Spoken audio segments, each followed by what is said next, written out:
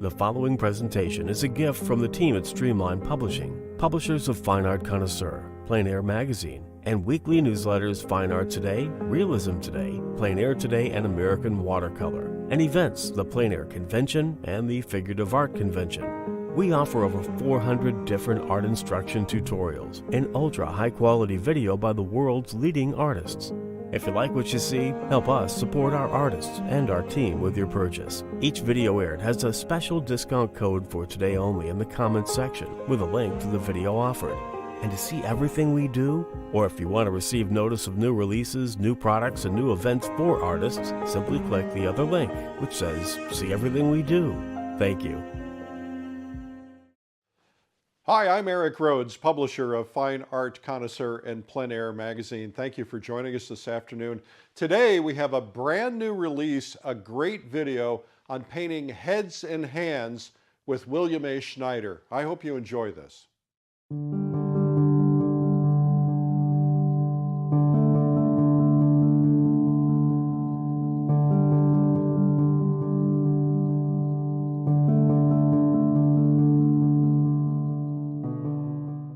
Hi, I'm Bill Schneider, and welcome to this video. You know, Norman Rockwell once said, "They'll forgive anything except heads and hands."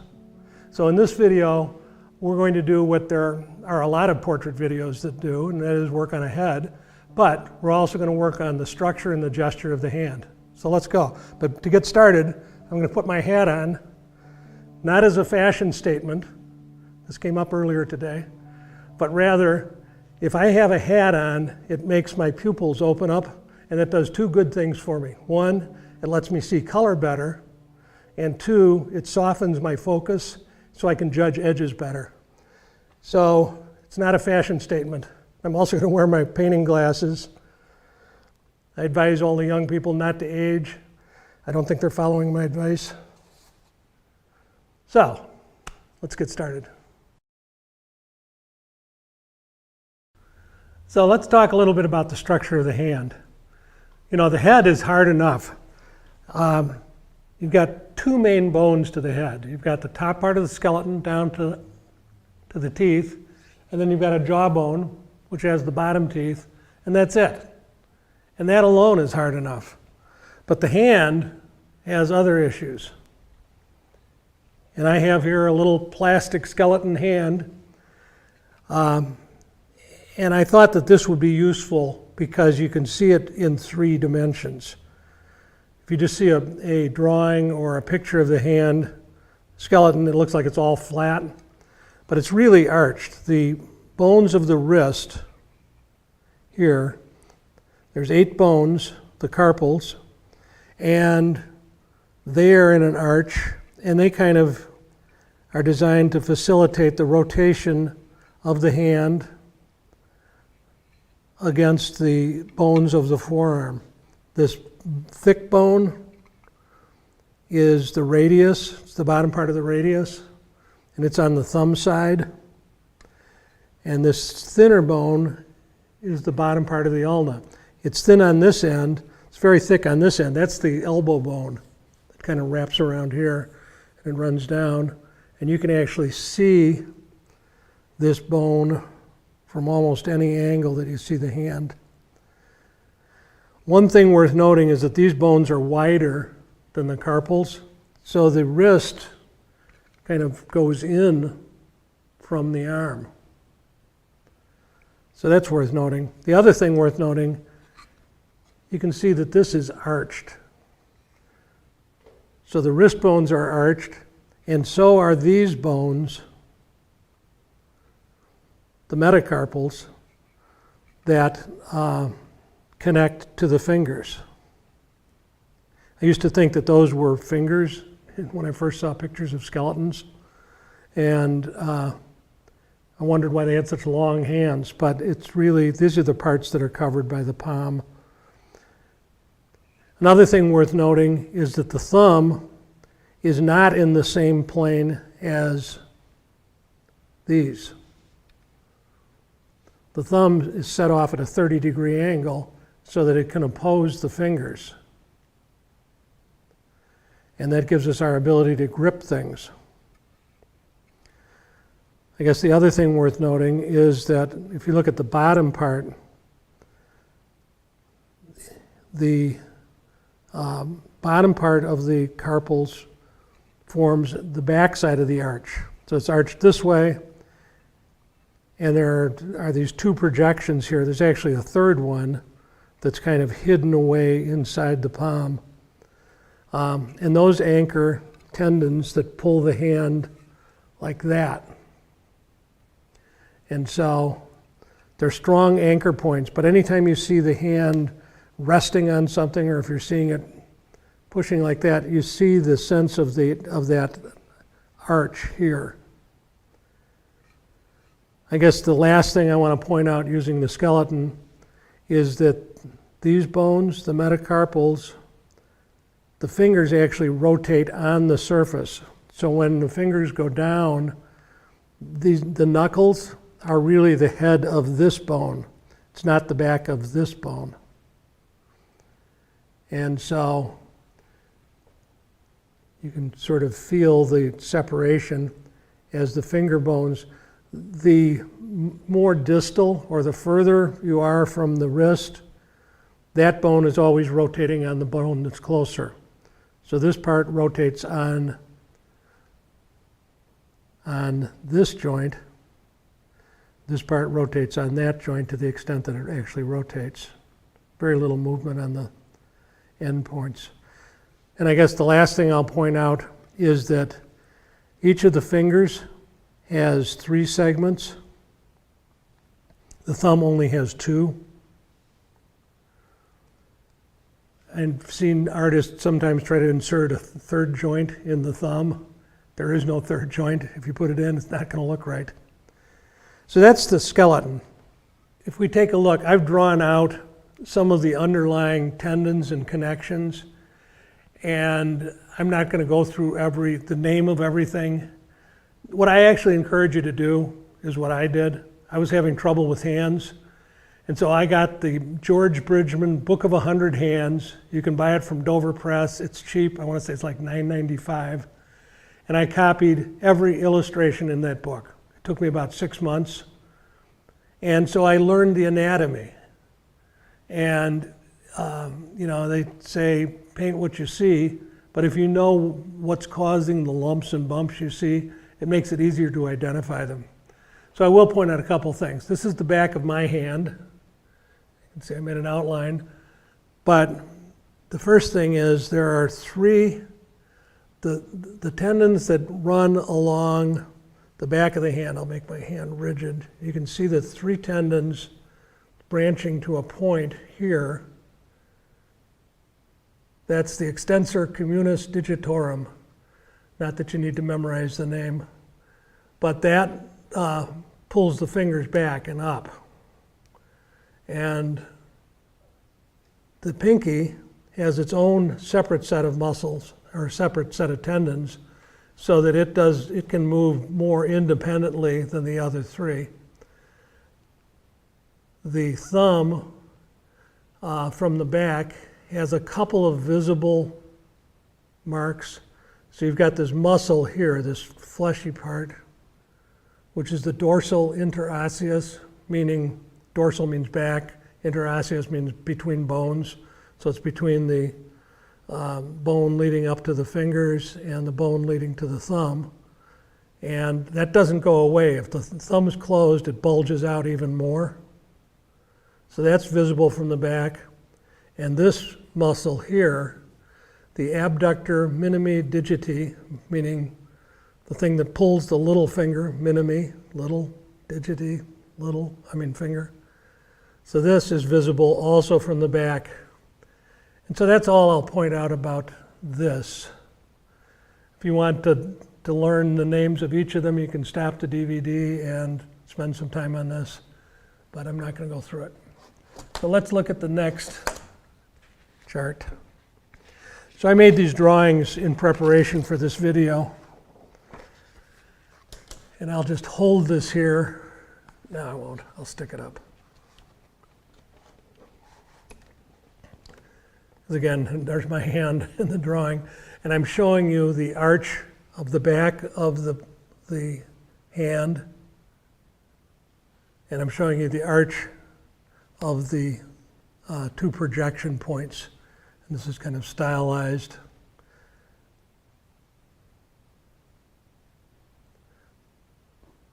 And oh, by the way, there's a whole bunch of tendons that run into here. You'll see those in a minute. And so this provides a pathway between those two projecting bones. So now,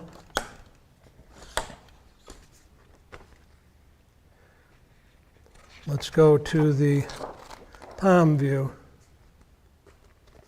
So I started making these, and I was drawing them all in charcoal and lettering them in ink, and then I figured out after this one that it would look better if I just did them all in ink. So I did that, and I'm definitely not going through the entire list, but here's my hand. And what I'm showing you is that there is this bundle, just like it was on the back, where it branched out into three. You've got the ligaments that come up here on the palm side that pull the hand this way. And so the palm has that structure, but sitting on top of those ligaments, you've got two groups of muscles. You've got the three muscles that pull the thumb in different directions, and I'm not going to go through the names of all of them. You can stop the tape if you want and look at it. But that is the thenar eminence. So there's a big bulge of muscles here, and on the little finger side, you've got a bulge of muscles here, the hypothenar eminence. So when you're painting or drawing, you want to make sure you get those two bulges. And all together, it makes the palm. This was our first drinking cup back in caveman days, was our palm. It's cup-shaped. And so if you make it flat, it's not going to look right.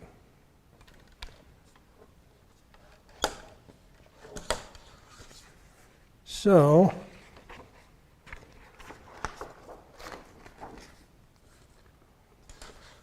if we're looking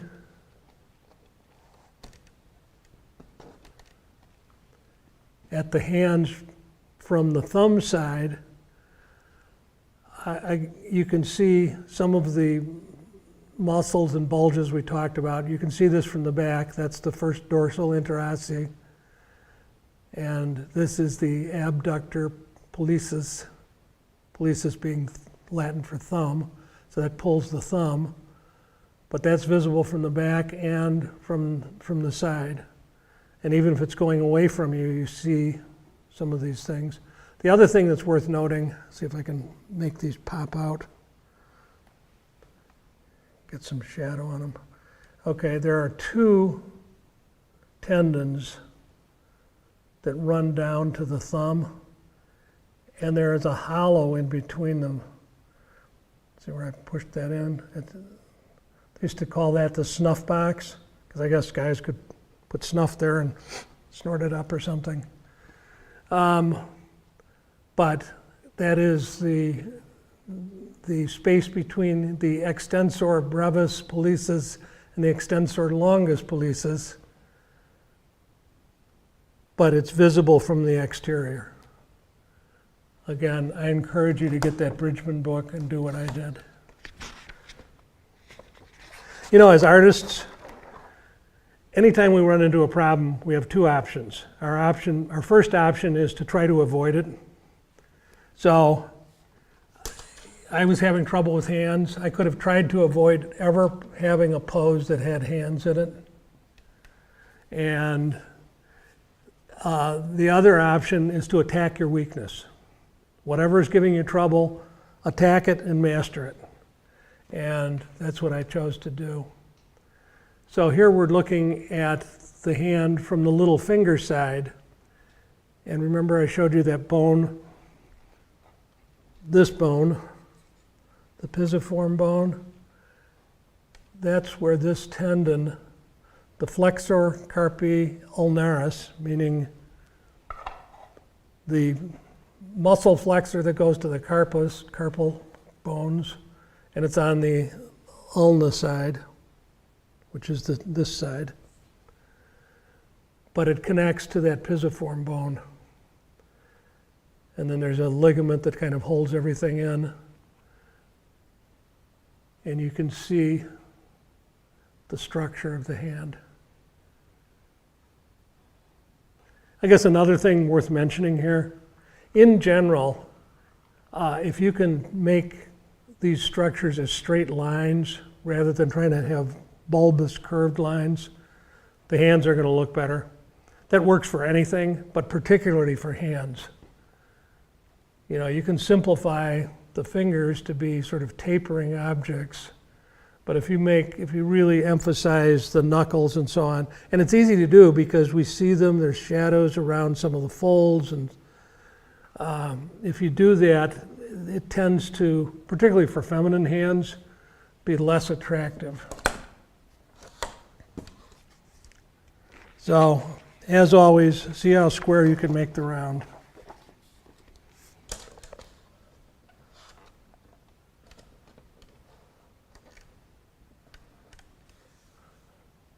So, talking about the thumb, this bone is not part of the visible thumb.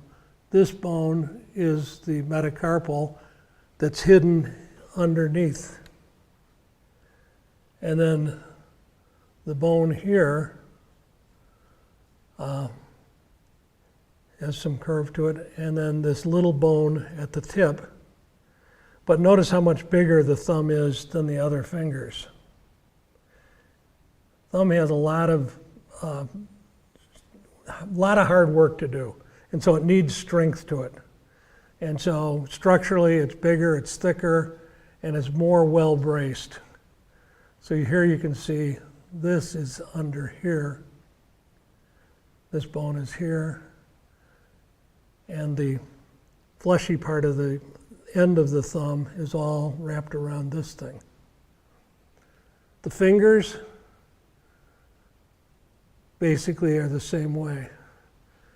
There's kind of a curve to the bone back here. So the metacarpals are arched not only this way, but there's a slight arch to them this way as well. Same thing with the fingers. And each of the more distal bones, as you go out, this bone slides on this bone slides on this bone slides on that bone. And so you can conceive of it as a series of steps. You can even simplify that into being one sort of line, and we'll see when we start painting.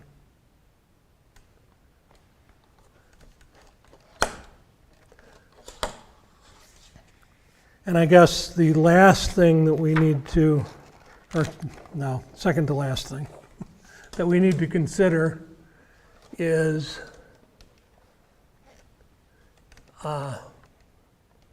sort of the structure of the bones. So this is on the palm side. So we're looking at a finger bone. So here's the finger bones. There are connecting ligaments that are holding these bones together. And then there's also connections on the inner side. Then there's sheathing that goes to the tendons. Remember, there's a common tendon that comes from here all the way down, but that runs all the way out to the tip, and that pulls the bones in really in order. So the first thing that'll happen is it'll start to raise this way. The second thing is it'll start to pull this way, and the third thing is the little one will collapse. And then finally, there's kind of this crisscrossing wrapping. So it's designed to strengthen and hold all of this stuff together. You know, our hands take a beating. If you see somebody that's worked hard all their life, the knuckles will be enlarged, you'll see the veins large, you see the wear and tear on the hands. So there's a lot of protective stuff to hold those bones together and in place. You don't see this kind of wrapping and sheathing, around the spine or anything. So you can conceive of this, here's my hand again, that the fingers, first of all, they're separate.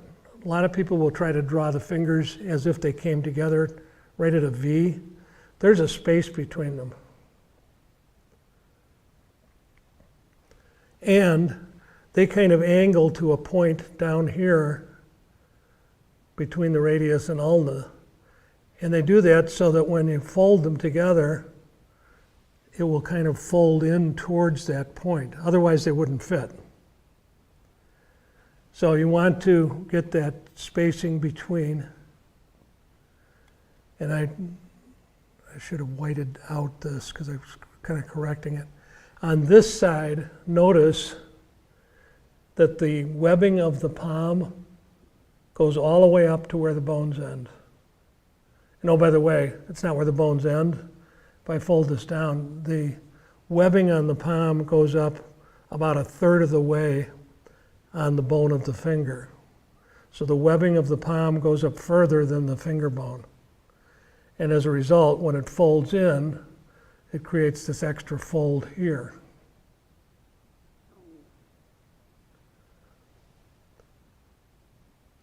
And again, it folds towards that point. The tighter you fold it, the more it goes in. So when you have a fist, the more you fold it, the more pressure there is on the skin above the tips of the metacarpals, and sort of stretches it. And you know, I studied martial arts. You can break boards with your bones. Not at first. Takes some practice and hardening things up. So now, the last thing I want to show you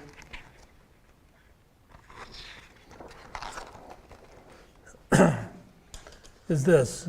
The hand was our first and only tool for millions of years. And it is, you know, beautifully designed, better than the knee. So here's the upper bone of the arm, the humerus, and you've got the big bone at the top is the ulna, which hooks onto the humerus.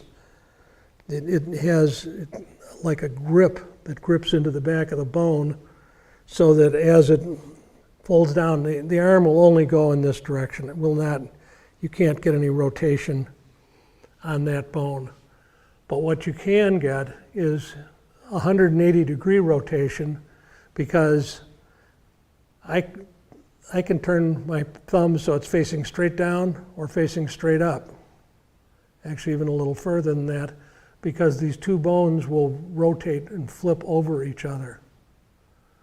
So that allows for rotation in this direction. You also have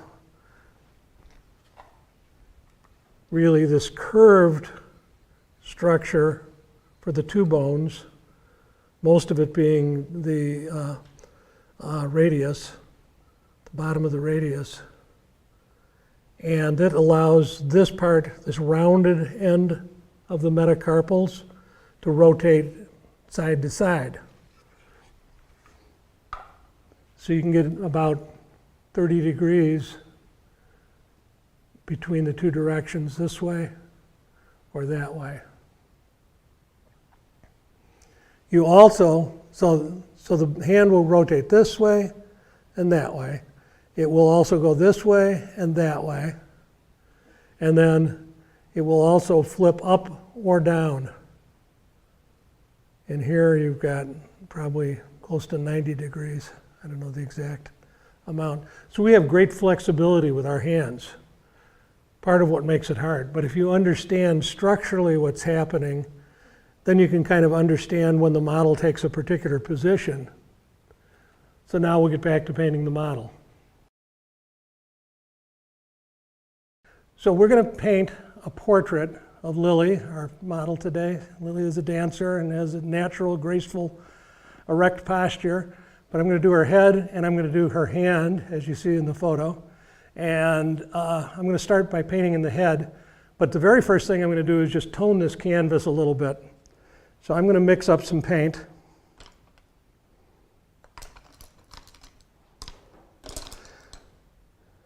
And what I want to do is get something that will be the general value and color of her flesh in the light. So I'm mixing up a grayed orange.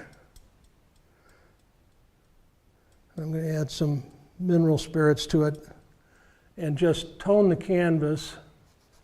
That looks really dark now because it's on light canvas. But this will look more like her color and value. I think I need a little red in there too.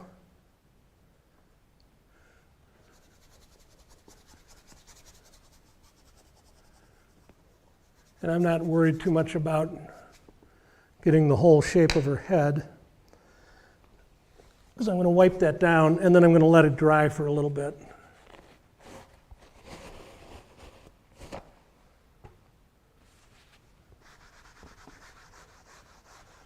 Because I want kind of a dry surface that I can work on. And again, when I'm looking at her, I'm seeing her face as a light shape against a dark background. So it's a light against darks. Here we have exactly the opposite. We've got a darker shape against the light, so that makes this look very dark. But trust me, it's going to work out. Caucasians are about the value of a brown paper bag. So if I put my hand here, you see that my hand is actually darker, certainly the back, than this area.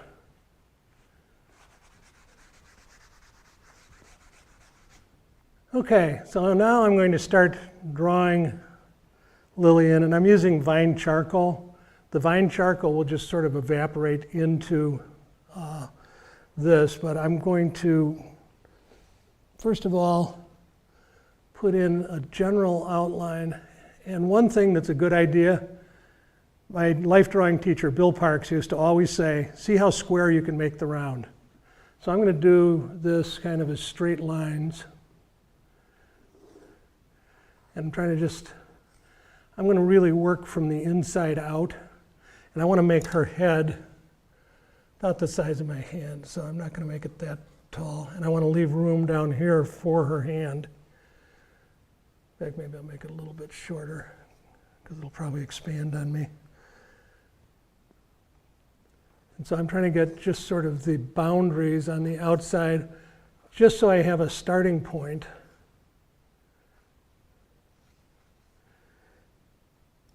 I'm going to use the back end of a brush as kind of a measuring stick.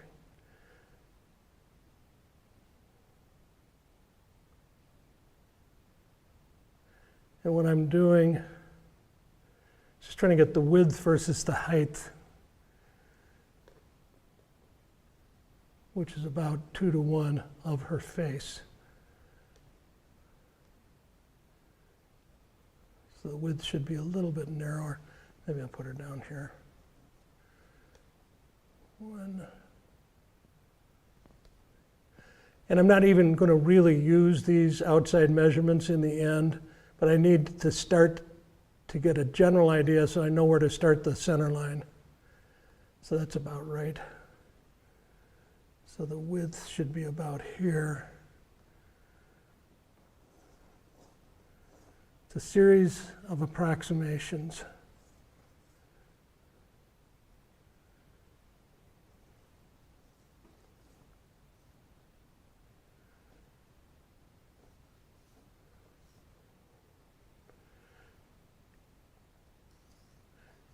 And I'm worried about being generally accurate, not precise.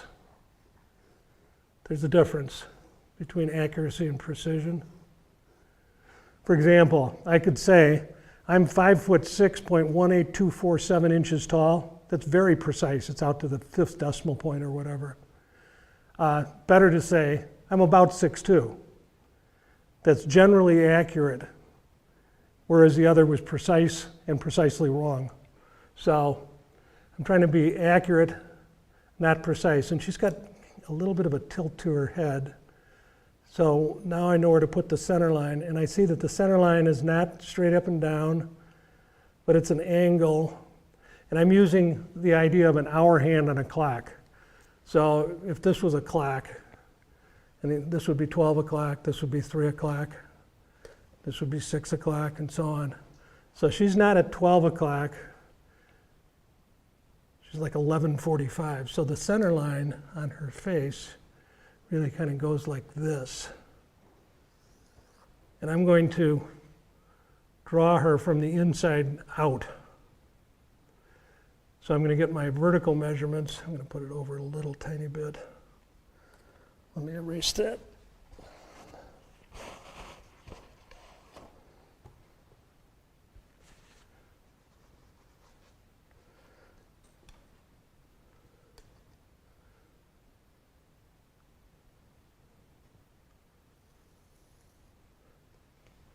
By the way, if you have my Fashion DVD, you're saying, what on earth? He talked specifically about not toning the canvas. What I'm doing today is not a broken stroke painting, it's a light and shadow painting. So by having this be kind of the color of her flesh in the light, as soon as I put a shadow pattern on there, it's going to start to give the illusion of three-dimensionality. So I'm measuring from bottom of chin to the line between the inside corners of her eyes and comparing it to the vertical, and I see that it's about 1 1/3. So the distance from here, if this is 1 unit, it'll be about 1 1/3. Maybe it's a tiny scooch higher. So I moved my thumb down on my measuring stick to raise her eyes. I think that'll work. So I think her eyes are on this line. And they're, of course, perpendicular to the center line.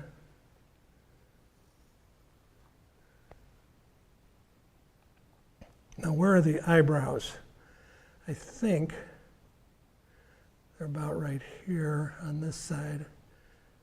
The eyebrows are not, they're not quite symmetrical with the center line. But I think they're like that, but I'm going to measure it. So from top of eyebrow to top of head,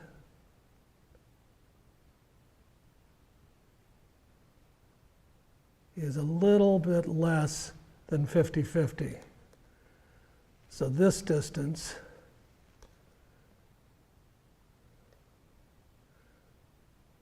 I need it to be a little bit higher.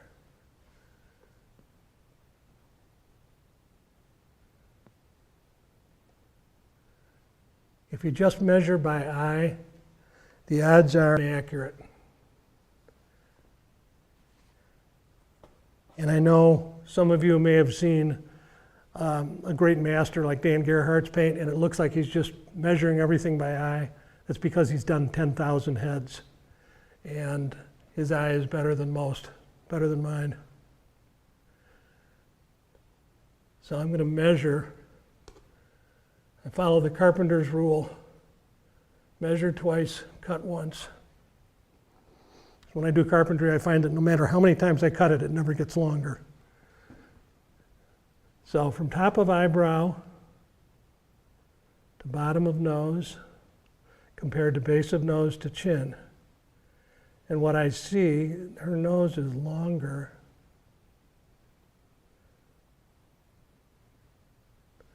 So this distance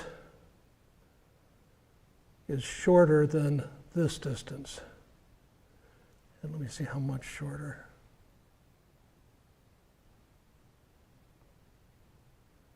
It's like where the two eyebrows slope down, so they're kind of like that and like that. They're angling that way, so I think that it's the distance from here, a little bit longer. And I know from bitter experience, students always want to rush through this part. Because let's face it, we all became artists because we wanted to be artistes. We wanted to be flamboyant and just throw paint on and have it land all in the right spots.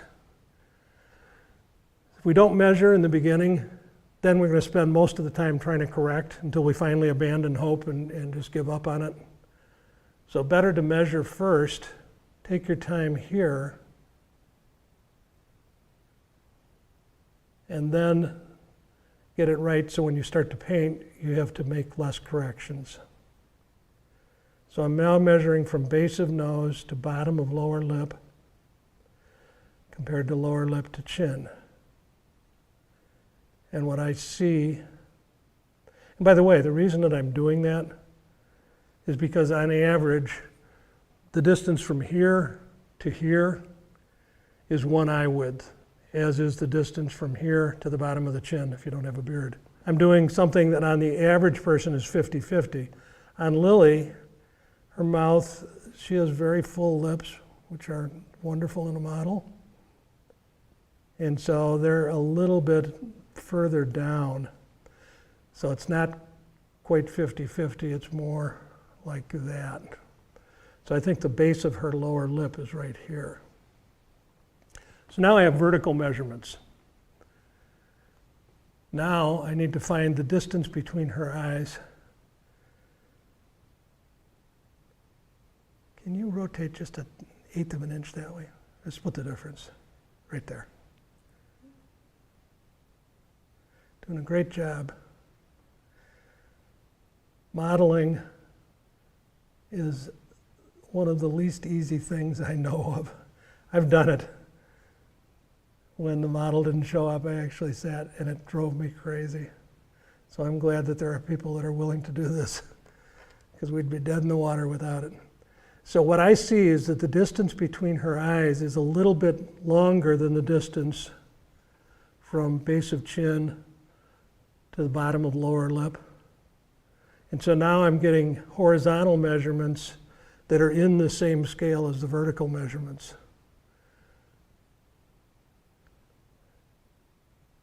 And so I think there's a corner of an eye here and a corner of an eye here.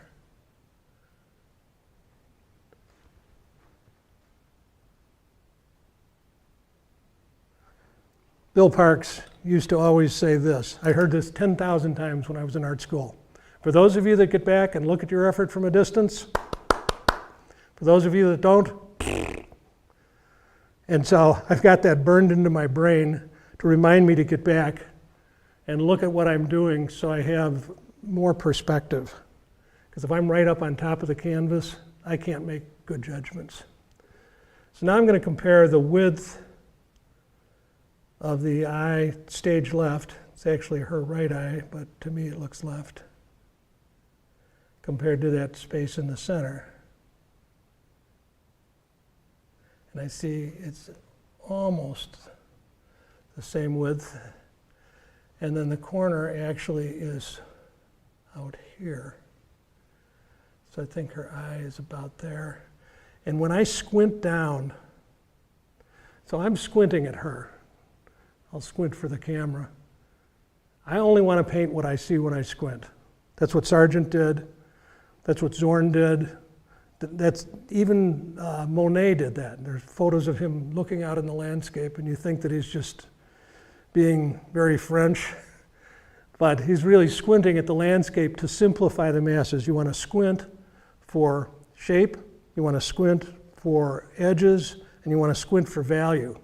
You want to look with your eyes wide open for color, but we'll talk about that in a bit. So anyway, when I squint, her eyes are whisper soft. And that's the way I'm going to start them, even from the beginning. The normal human tendency is to want to open your eyes wider and stare to see better. And as artists, we want to do exactly the opposite.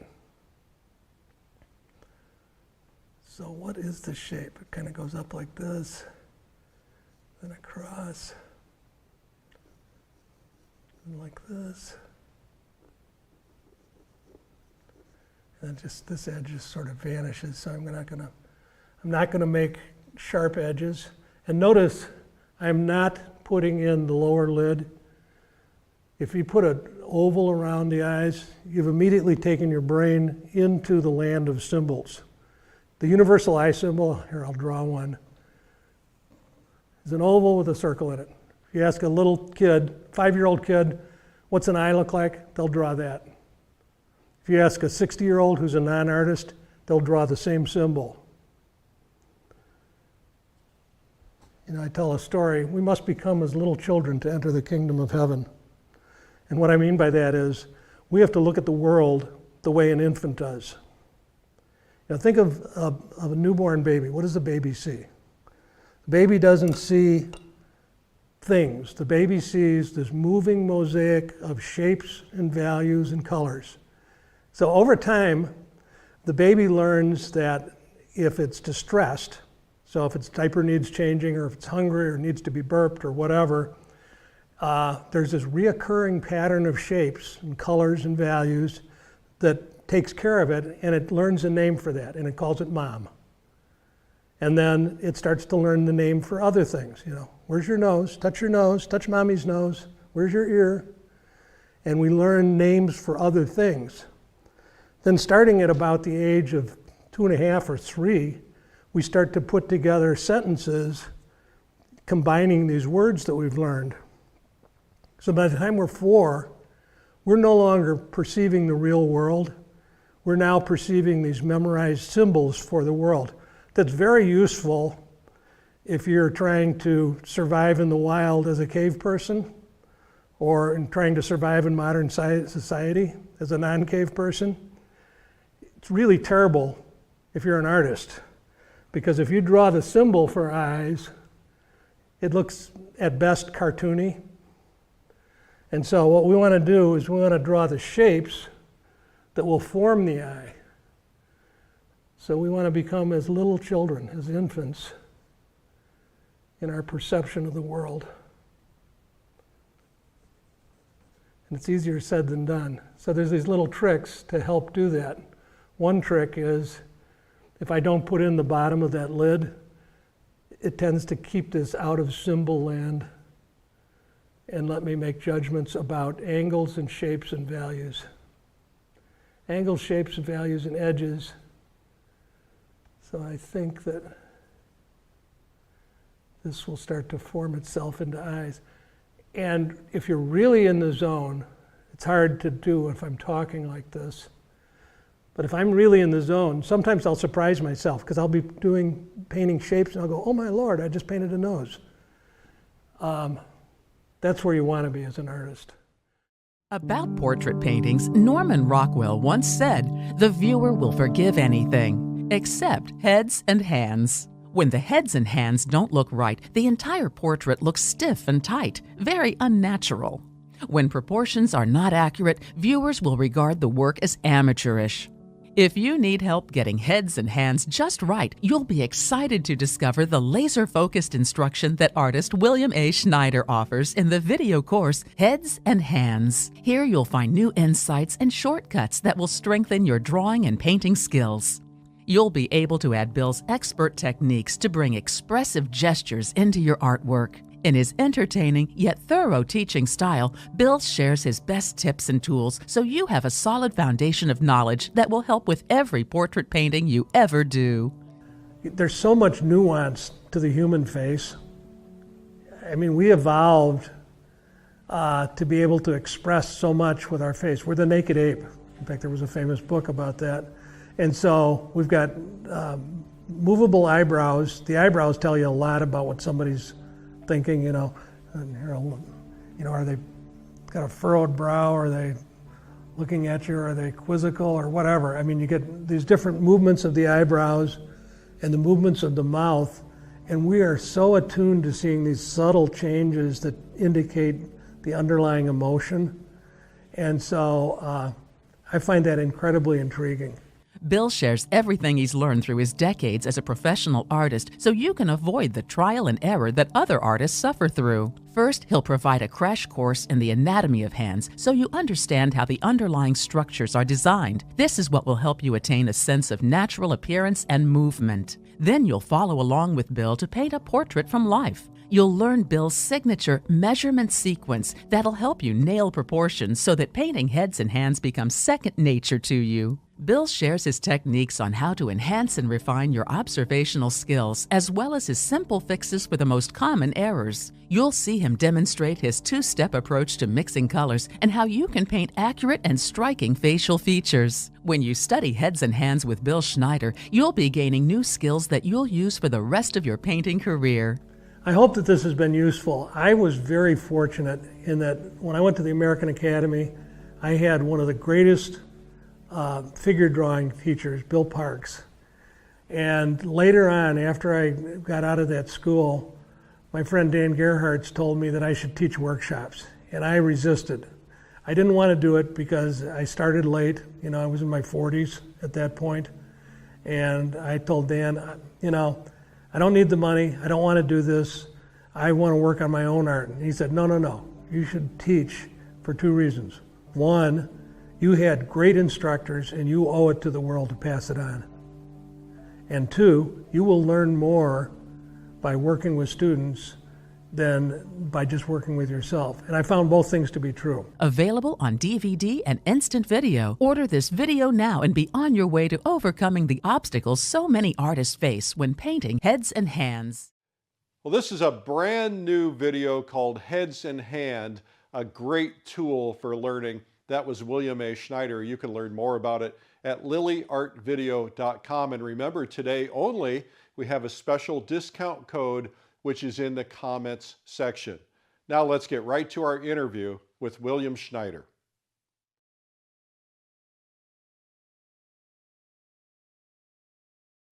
Hi, I'm Bill Schneider. I'm a painter by trade, oil and pastel, and I'm most interested in figures and portraits, but I like everything else.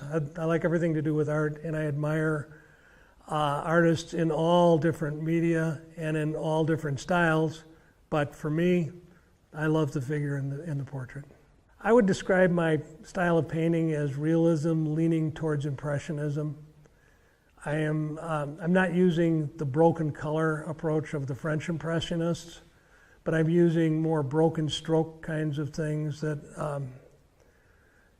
I'm calling it Impressionism because it's not traditional realism, and by traditional realism I mean like the John Singer Sargent approach, where you have a unified, definite shadow pattern creating the illusion of three-dimensionality. That's more of a light and shadow painting. Mine tend to have elements where the edges are broken or disguised. I'm just more interested in that. I think it's more attractive. And so that's what gives it sort of the impressionistic feel. My grandparents, when I was 9, bought me a set of oil paints and said, go out to the studio, which was my great-grandpa's old studio, and play with oil paint. I, on the other hand, would never give a 9-year-old kid a set of oil paints and say, go play someplace, because they'll get over everything. My use of color and paint helps with, I guess, what you'd call my style. When I was in art school at the American Academy, I was coached and instructed not to try to find a style. And the reason for that is if you try to say, okay, I'm going to do things this way all the time, then you develop sort of mannerisms and limit yourself. I was advised, and I think this is great advice, to just try to be honest. And that just like everybody's handwriting is different, everybody's paint application will be different. And so if you try to find a style and stick to it, it will limit you rather than helping you. So I'm more interested in the way I apply the paint and the way I use the colors to try to convey an image. And if somebody else looks at it and says, that's a William Schneider painting, it must be his style, rather than trying to have a style, so to speak. What inspires me to paint now is the world. I am most drawn to people. I think we're more interesting than landscapes or still lives, although I do those as well. But there's so much nuance to the human face. I mean, we evolved to be able to express so much with our face. We're the naked ape. In fact, there was a famous book about that. And so we've got movable eyebrows. The eyebrows tell you a lot about what somebody's thinking, you know. And, are they got a furrowed brow? Are they looking at you? Are they quizzical or whatever? I mean, you get these different movements of the eyebrows and the movements of the mouth. And we are so attuned to seeing these subtle changes that indicate the underlying emotion. And so I find that incredibly intriguing. And to try to capture it in paint, because we paint in slow motion. You know, I'll be painting a model and she'll go through 100 different expressions while she's sitting there, and I have to kind of pick and choose. So it's interesting, it's challenging, but that's what turns me on. The hardest thing about painting a portrait or a figure, or anything for that matter, is staying focused. You know, painting is, in one sense, it's kind of a Zen activity. And what I mean by that is you have to be here now. You can't be there later and be putting strokes down. Richard Schmid calls this one activity licking, where your hand is making motions on the canvas. You're painting a stroke, usually the same stroke over and over and over, while the brain is someplace else completely different. So if I could just remember everything I know from the first stroke to the last stroke, I would do nothing but crank out masterpieces. But it's learning to be in the present and to be reacting and to have intent for each of those strokes. And whether it's a still life, a landscape, or a portrait or a figure, it sort of doesn't matter. Now, the thing that's a little more challenging with portraits and figures is not only being here now, but someplace in the back of your brain having this ongoing narrative that, okay, I'm here, I'm painting the model now, she's in front of me, but in my mind, she's not just a model sitting on a chair, this is Cleopatra sitting on a throne. And she's in the play Romeo, the Mark Antony and Cleopatra, the Shakespeare play, and it's the scene before she's going to be bitten by the asp. Whatever it is, I've got this movie sort of playing in my head, and so I have to be present and still have that movie circulating to capture that narrative. So it's juggling those two things. Makes for a challenge. The other subject matter for art that interests me, I would say, in order would be portraits and figures, landscape, still life, and often what I do in my figurative work is include a still life with the figure, or do a figure outdoors, and so I'm including the landscape in with that. But it's really everything, you know. At the American Academy, they said if you can paint a head, you can paint anything. And so we were expected to know how to do landscapes and still lives and figures and portraits.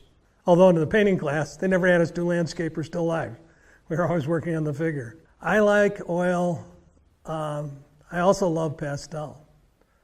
And each of those mediums reinforces the other. There are things you can do in oil that are devilishly difficult to do in pastel.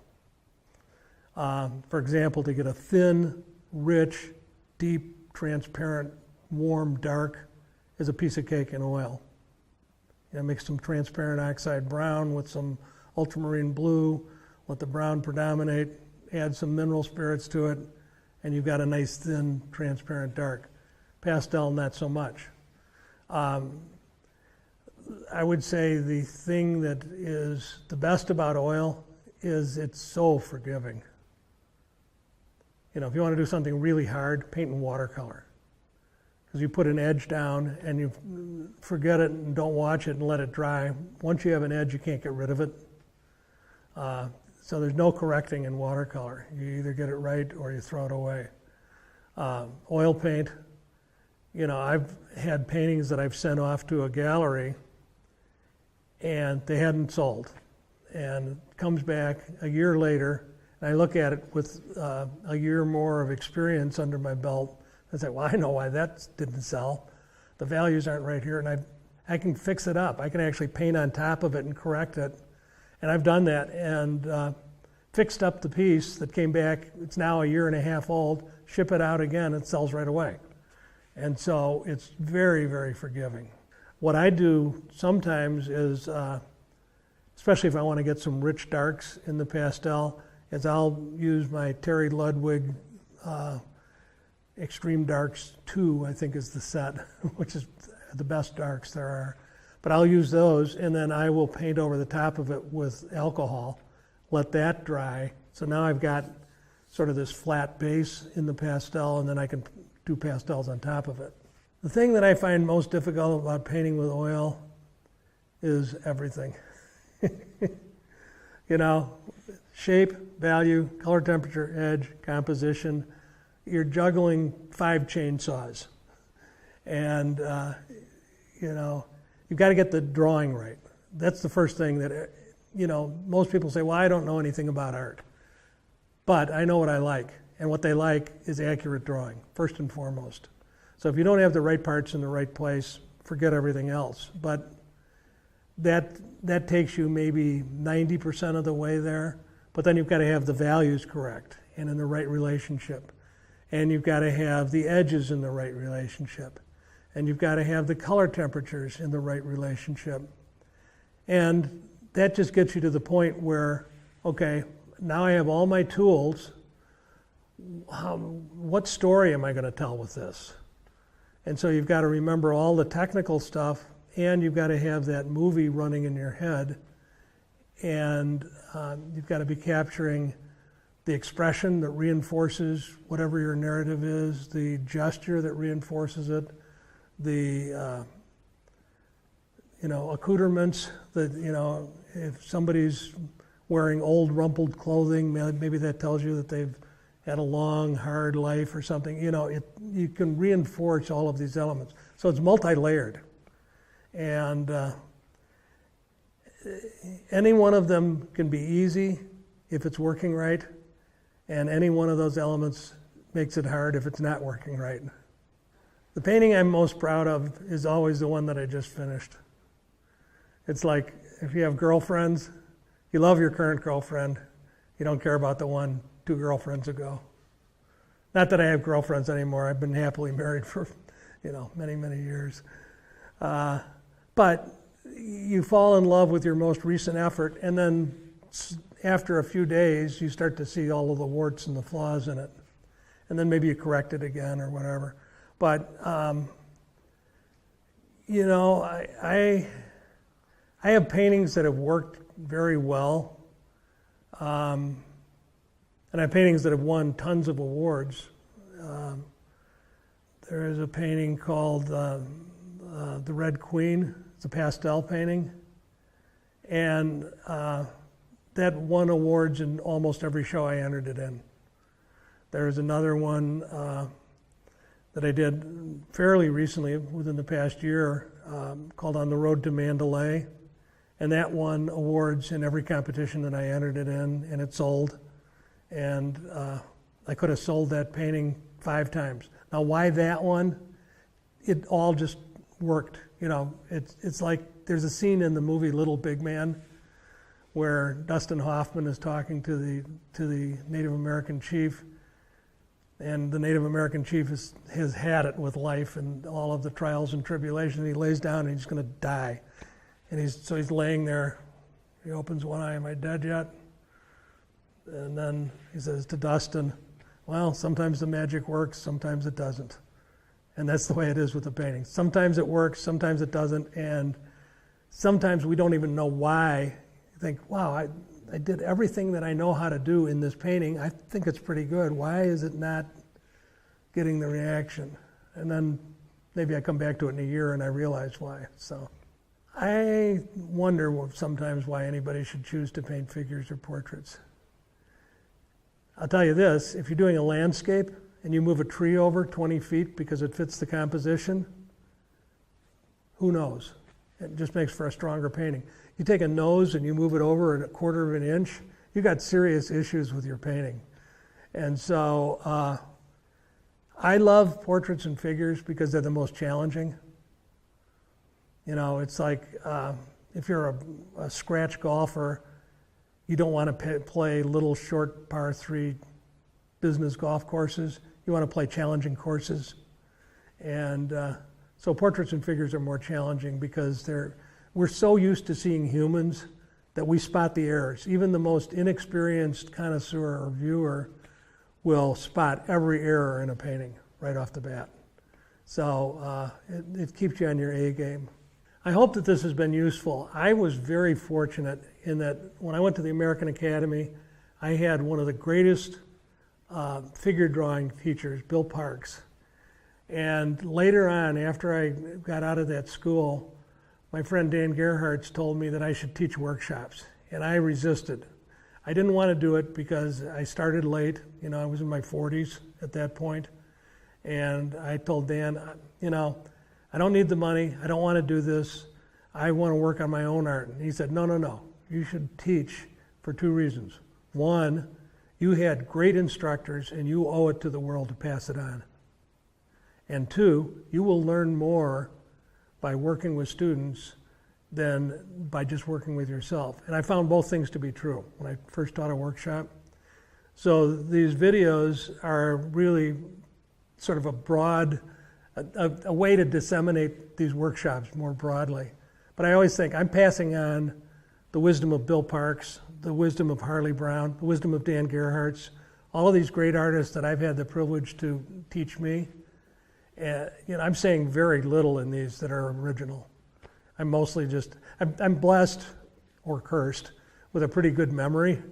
And so I remember what people said to me. And, you know, C.W. Mundy said, you know, don't insult the viewer by spelling out every detail. Well, that sticks in my brain. So I pass that on to you guys. So thanks for watching. If you'd like to check out more of my artwork or look at my blog, I put a lot of information in my blog. You can go to www.schneiderart.com, and that's SCHNEIDERART.com. Well, that was William A. Schneider, and the video is called Heads and Hands, and it's brand new, and you can learn more about the entire full video at lilyartvideo.com. Remember, in the comments section today, there's a very special today-only discount on that new video. Thank you for watching. About portrait paintings, Norman Rockwell once said, "The viewer will forgive anything, except heads and hands." When the heads and hands don't look right, the entire portrait looks stiff and tight, very unnatural. When proportions are not accurate, viewers will regard the work as amateurish. If you need help getting heads and hands just right, you'll be excited to discover the laser-focused instruction that artist William A. Schneider offers in the video course, Heads and Hands. Here you'll find new insights and shortcuts that will strengthen your drawing and painting skills. You'll be able to add Bill's expert techniques to bring expressive gestures into your artwork. In his entertaining yet thorough teaching style, Bill shares his best tips and tools so you have a solid foundation of knowledge that will help with every portrait painting you ever do. There's so much nuance to the human face. I mean, we evolved to be able to express so much with our face. We're the naked ape. In fact, there was a famous book about that. And so we've got movable eyebrows. The eyebrows tell you a lot about what somebody's thinking, you know, are they got a furrowed brow? Are they looking at you? Are they quizzical or whatever? I mean, you get these different movements of the eyebrows and the movements of the mouth, and we are so attuned to seeing these subtle changes that indicate the underlying emotion. And so I find that incredibly intriguing. Bill shares everything he's learned through his decades as a professional artist so you can avoid the trial and error that other artists suffer through. First, he'll provide a crash course in the anatomy of hands so you understand how the underlying structures are designed. This is what will help you attain a sense of natural appearance and movement. Then you'll follow along with Bill to paint a portrait from life. You'll learn Bill's signature measurement sequence that'll help you nail proportions so that painting heads and hands becomes second nature to you. Bill shares his techniques on how to enhance and refine your observational skills, as well as his simple fixes for the most common errors. You'll see him demonstrate his two-step approach to mixing colors and how you can paint accurate and striking facial features. When you study Heads and Hands with Bill Schneider, you'll be gaining new skills that you'll use for the rest of your painting career. I hope that this has been useful. I was very fortunate in that when I went to the American Academy, I had one of the greatest figure drawing teachers, Bill Parks. And later on, after I got out of that school, my friend Dan Gerhardt told me that I should teach workshops, and I resisted. I didn't want to do it because I started late. I was in my 40s at that point. And I told Dan, I don't need the money. I don't want to do this. I want to work on my own art. And he said, no. You should teach for two reasons. One, you had great instructors and you owe it to the world to pass it on. And two, you will learn more by working with students than by just working with yourself. And I found both things to be true. Available on DVD and instant video. Order this video now and be on your way to overcoming the obstacles so many artists face when painting.